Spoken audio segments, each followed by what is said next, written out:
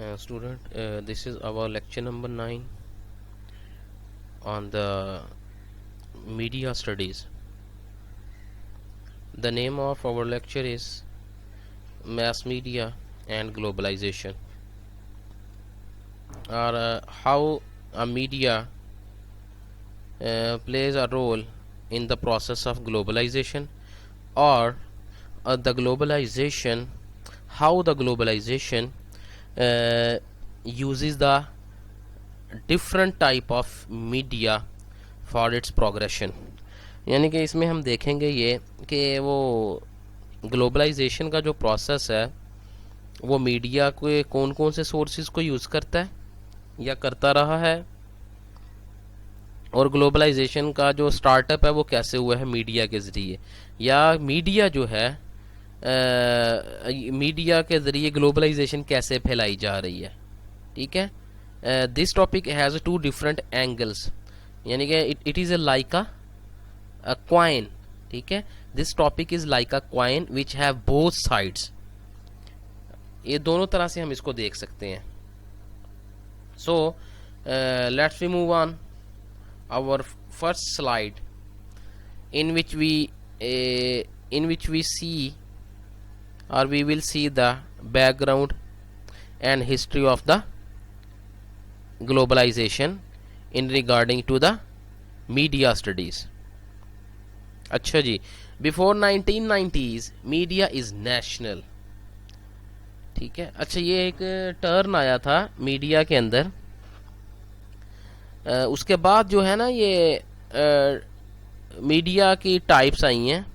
ठीक है, एक होता था नेशनल मीडिया, ये तो अब है ना.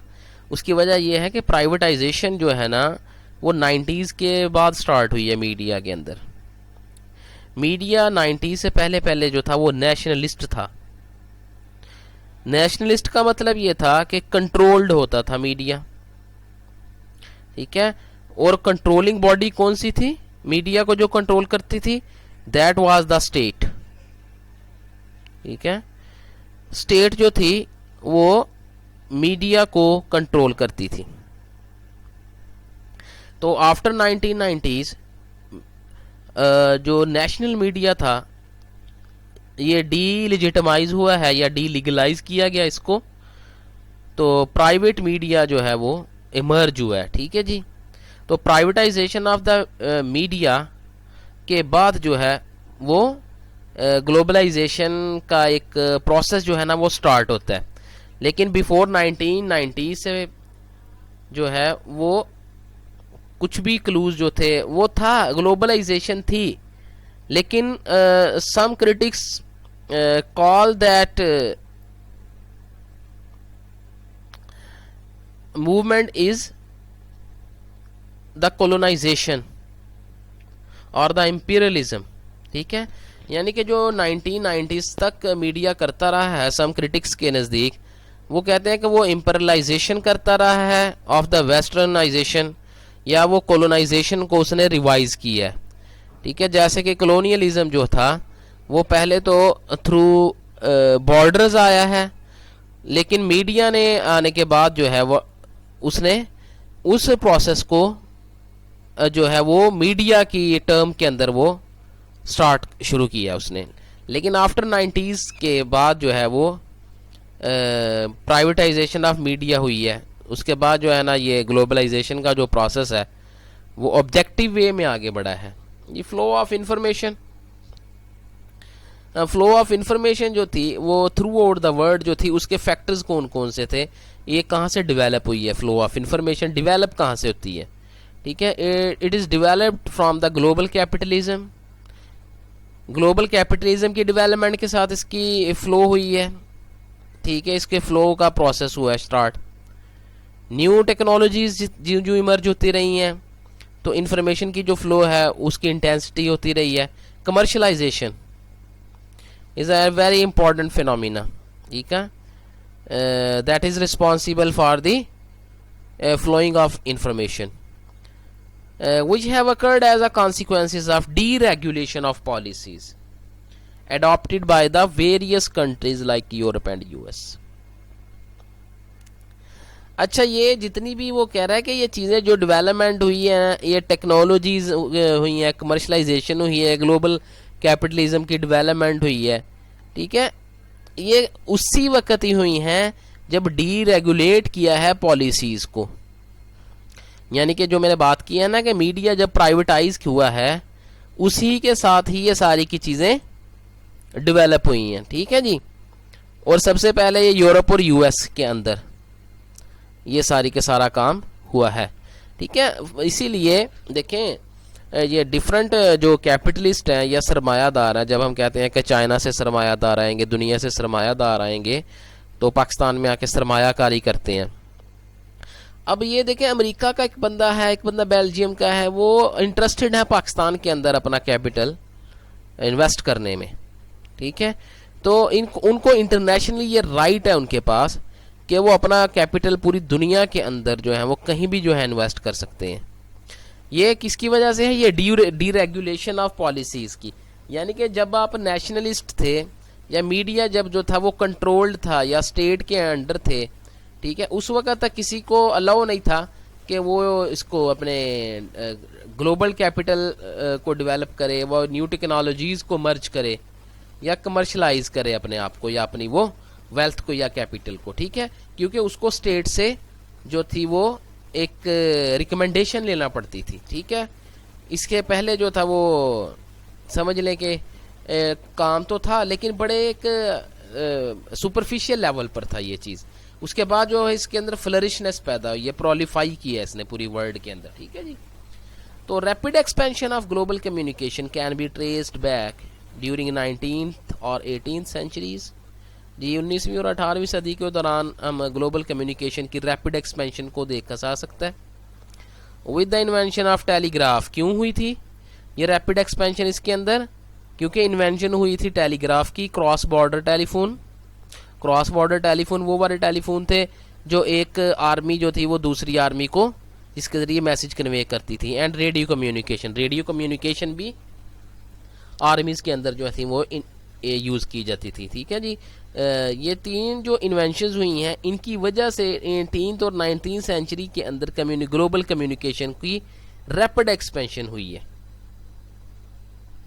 How did the globalization of communication advance, ठीक है। ये कम्युनिकेशन की जो ग्लोबलाइजेशन है, यानी कि जो कम्युनिकेशन है वो ग्लोबलाइज कैसे हुई, उसके अंदर जो एडवांसमेंट है कम्युनिकेशन की वो कैसे हुई है, ठीक है, उसके रीजंस क्या हैं। तो उसकी काजेज हम देखते हैं। सबसे अल्टीमेट काज और सबसे डीप जो काज है उसकी emergence of international news agencies. जो सबसे बड़ी काज है ना उसकी वो है इंटरनेशनल न्यूज़ एजेंसीज का पैदा होना।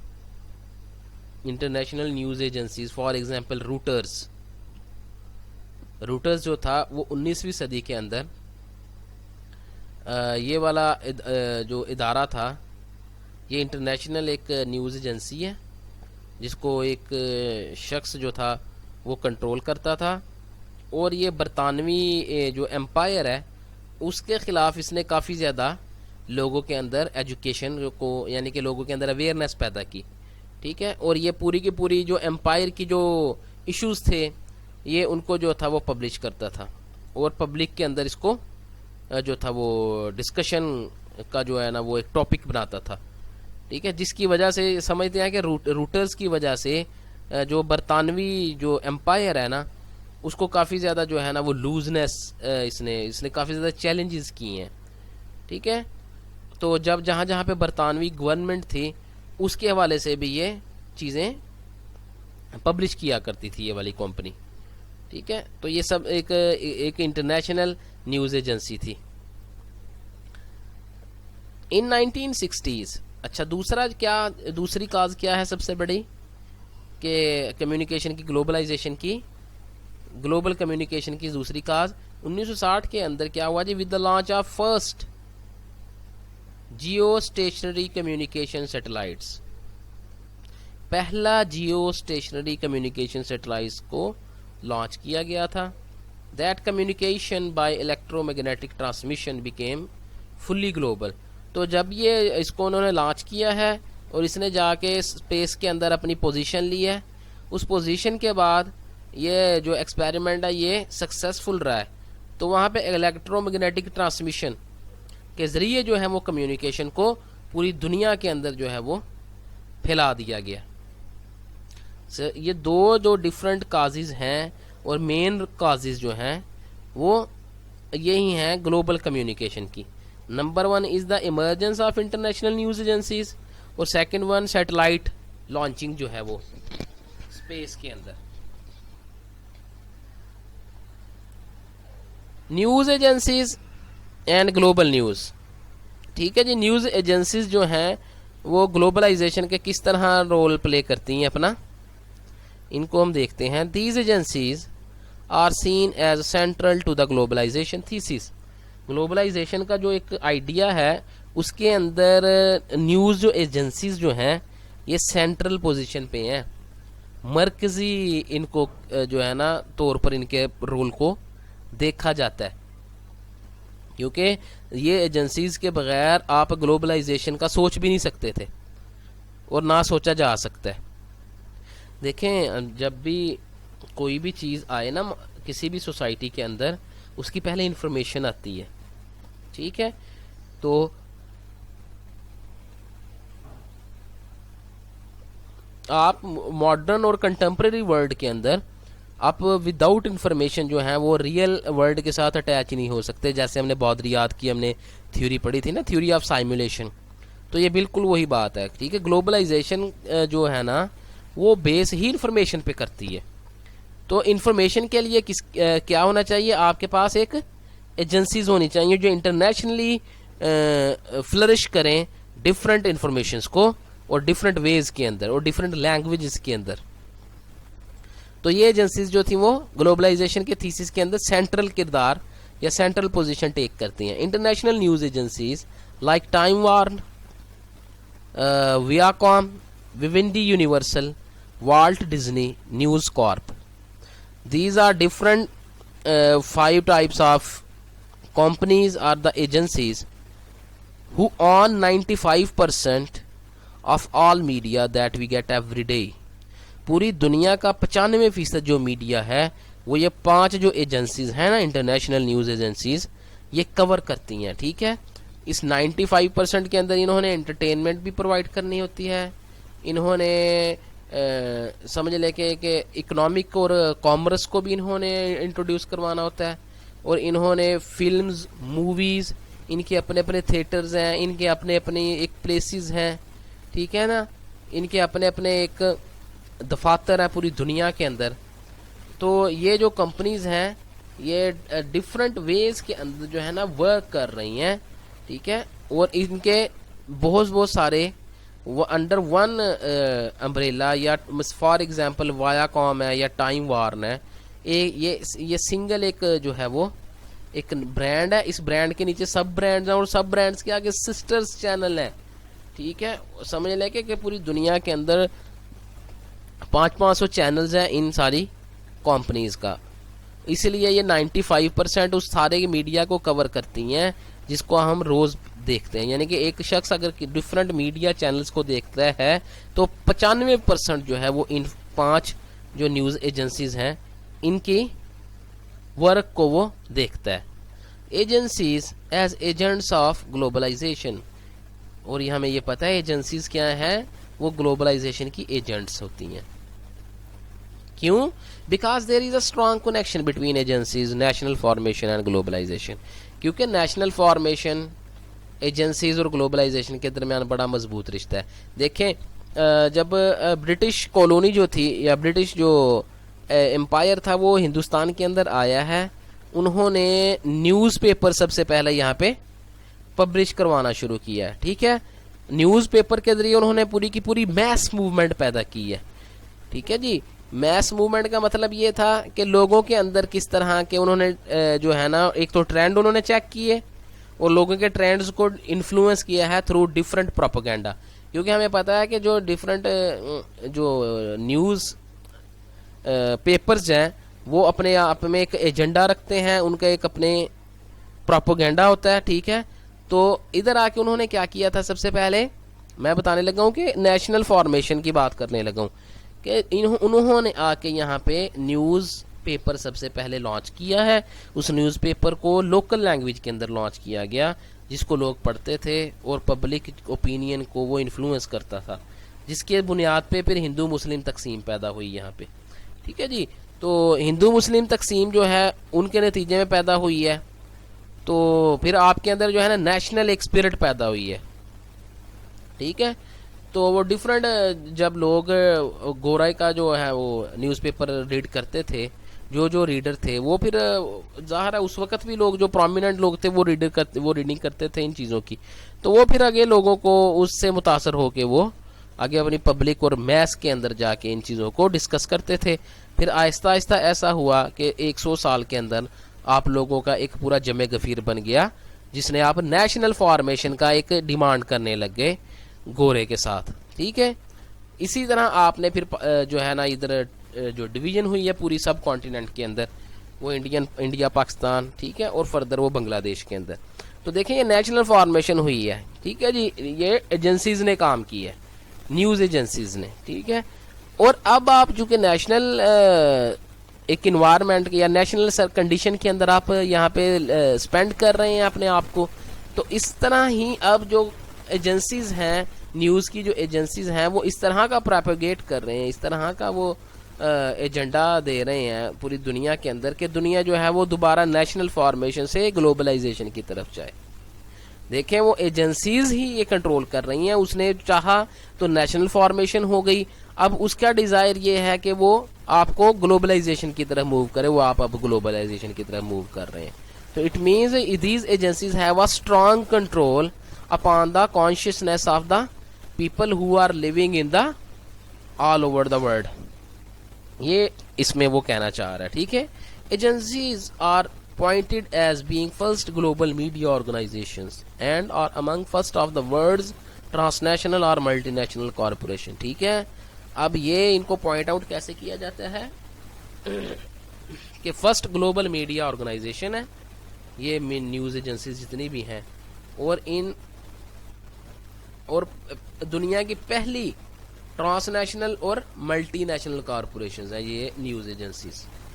ठीक है, बाकी जो मल्टीनेशनल कॉरपोरेशंस हैं वो इनके बाद जो है ना वो एस्टैब्लिश हुई हैं। ठीक है, सबसे पहले ग्लोबल मीडिया ऑर्गेनाइजेशंस के तौर पर इनको अपॉइंट किया जाता है न्यूज़ एजेंसीज को, इसलिए it has a great importance, these agencies has a great importance in term of globalization. Globalization को आप अंडरस्टैंड नहीं कर सकते जब तक कि आप न्यूज़ एजेंसीज को इसके साथ अटैच करके ना देख लें। ठीक है जी, तो मैं आपने देखा है कि किस तरह अपने डिफरेंट प्रोसीजर के अंदर ये फ्लो करवाती है ग्लोबलाइजेशन को जो न्यूज़ एजेंसीज है।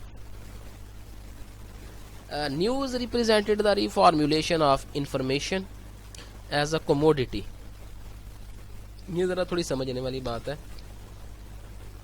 ये उसके साथ मिल रही है बात यौम बौदरियात की जो हमने थ्योरी ऑफ साइमुलेशन उसके, वो कहता है न्यूज़ रिप्रेजेंट करती है कैसे अपने आप को, रिफॉर्मुलेशन ऑफ इंफॉर्मेशन, इंफॉर्मेशन को रिफॉर्मुलेट करती है न्यूज़, रिफॉर्मुलेट करके उस इंफॉर्मेशन को रिप्रेजेंट करती है किस तरह से, एज अ कमोडिटी। जी कमोडिटी ऐसी चीज़ को कहते हैं जिसकी वैल्यू हो, जिसको बेचा भी जा सके, जिसको ख़रीदा भी जा सके। कमोडिटी एक ऐसी शय को कहते हैं जिसकी ख़रीदो फरोख्त की जा सके। ठीक है, तो ये इंफॉर्मेशन जो को रिफॉर्मुलेट इस तरह से करती हैं ये न्यूज़ कि वो क्या बन जाती है दुनिया के अंदर, कमोडिटी बन जाती है, यानी कि वो इंफॉर्मेशन खरीदी भी जाती है वो बेची भी जाती है। ठीक है, ये वो कह रहा है कि इस तरह से न्यूज़ जो है ये इंफॉर्मेशन को रिफॉर्मुलेट करती हैं ताकि उनकी तजारत हो सके। इंफॉर्मेशन बिकती है दुनिया में। ठीक है, और ये काम सबसे बड़े पैमाने पर कौन कर रहे हैं, आपकी न्यूज़ एजेंसीज, जो इंटरनेशनल न्यूज़ एजेंसीज हैं। ठीक है, वो इंफॉर्मेशन सेल करती हैं मॉडर्न दुनिया के अंदर। Gathered and distributed for 3 purposes, इसके 3 पर्पस होते हैं जी इसको सेल और परचेज करने के। क्या, पॉलिटिकल कम्युनिकेशन, सियासी तबादला हो ख्याल का, सियासी ज़राए अबलाग, इसका पहला पर्पज़ है। ट्रेड एंड प्लेयर, तजारत करना और लोगों को प्लेयर प्रोवाइड करना। पूरी दुनिया के अंदर। Development of mass media market, और इसके साथ साथ मैस मीडिया मार्केट को डेवलप करना। फॉर एग्जांपल आपने देखा होगा कि पाकिस्तान के अंदर अगर किसी एक चैनल ने सबसे पहले न्यूज़ दिखाई हो ना, तो वो इस चीज़ को भी न्यूज़ बनाते हैं कि ये हमने न्यूज़ सबसे पहले हमारे चैनल ने दिखाई है। ये मार्केट है बेसिकली। या आप ये देखें इस तरह की आप न्यूज़ जो है ना वो टेलीकास्ट या ब्रॉडकास्ट करते होंगे, आप इसको वॉच करते होंगे कि जी हमारी न्यूज़ हमने इसके वाले से खबर शाया की तो फलां वज़ीर ने हमारी खबर के ऊपर एक्शन लिया। What they are doing basically, they are increasing or they are advertising their market in the discourse of mass media। वो चैनल अब अपनी मार्केट को फ्लो करवा रहा है मैस मीडिया के डिस्कोर्स के अंदर, इस तरह की बात करके। तो इसके 3 पर्पसेस होते हैं कमोडिटी के तौर पर बेचने के लिए। क्या? एक तो पॉलिटिकल कम्युनिकेशन, दूसरा ट्रेड और player, sorry, third one is the development of mass media market. It were considered as a soft power during 1970s। देखें 1970 के दौरान जो है ना इसको सॉफ्टवेयर के तौर पर कंसीडर किया जाता था इन न्यूज़ एजेंसीज को। क्यों? क्योंकि उस वक्त मीडिया जो था वो कंट्रोल था। मीडिया को कंट्रोलिंग बॉडी स्टेट होती थी। जिस स्टेट का अपना मीडिया होता था वो अपने आप को उसके अंदर अपने आप को उसका वो सोर्स था सॉफ्ट पावर का। फॉर एग्जांपल जब भुट्टो जुल्फ़िकार अली भुट्टो को यहाँ पे हैंग आउट किया गया है जनरल ज़िया के दौर में, वो खबर शाया ही नहीं की गई थी। आपको पता है वो खबर शाया ही नहीं की गई और इस तरह से उसको मुजरम करार दिया गया कि पूरी आवाम को ये मानना पड़ा कि वाकई ही जो जुल्फ़िकार अली भुट्टो है मुजरिम था, सिर्फ कुछ लोगों के अलावा। क्योंकि पब्लिक की तरफ से रेजिस्टेंस ही नहीं पैदा होने दी। क्यों? मीडिया के जरिए उन्होंने इस तरह का प्रोपेगेंडा किया उसके खिलाफ कि लोग जो है वो उसके हक में, उसके फेवर के अंदर प्रोटेस्ट ही ना कर सके उसको सेव करने के लिए। ठीक है, ये वो कह रहा है। क्यों? वो स्टेट उस वक्त ये जानती थी इसके सॉफ्ट पावर मेरे पास है, मीडिया मेरे पास है। उस वक्त आज़ाद मीडिया होता तो हो सकता है इस तरह की काम ही ना हो सकता। ठीक है ना। तो जैसे कि आजकल नवाज शरीफ साहब का केस है, अब यही केस अगर उस वक्त होता तो हो सकता है नवाज शरीफ भी कभी का उड़ा होता। ठीक है ना। अब चूँकि ये लोग आज़ाद मीडिया, तो मीडिया आज़ाद मीडिया जो है वो लिबरल मीडिया जो है वो किसी को भी वो स्टेट मीडिया को चैलेंज करता है। ठीक है, और स्टेट की जो पॉलिसीज़ हैं मीडिया के वाले से उनको चैलेंज करता है, जो जितना भी प्राइवेट मीडिया। ठीक है जी, इसलिए वो कह रहा है उसको सॉफ्ट पावर की बात कर रहा है वो। Global TV news such as BBC and CNN have also included in this market। ठीक है ना। सारे के सारे ये जो ग्लोबल टीवी न्यूज़ हैं, जो BBC है या CNN है,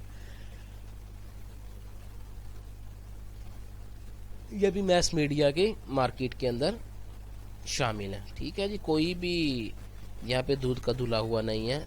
जितने भी चैनल्स हैं, जितने भी जो मीडिया की industry, media as a industry, ये इंशाल्लाह देखेंगे हम इसको नेक्स्ट आने वाले लेक्चर्स के अंदर अपने, कि मीडिया जो है वो एक इंडस्ट्री के तौर पर कैसे वर्कआउट कर रहा है। यानी कि मीडिया जो है वो सोर्स ऑफ इनकम है। ठीक है, इसकी पूरी की एक साइंस है, पूरा एक प्रोसीजरल वे है जिसके ज़रिए पैसे अर्न किए जाते हैं। ठीक है जी, इसलिए मीडिया के बारे में ये ख्याल करना कि ये हक़ व बातिल बताएगा आप लोगों को या ये सच और झूठ बताएगा, इसका किसी के साथ ताल्लुक़ नहीं है। ठीक है जी। So this is all from my side. You can ask any question if you have any problem.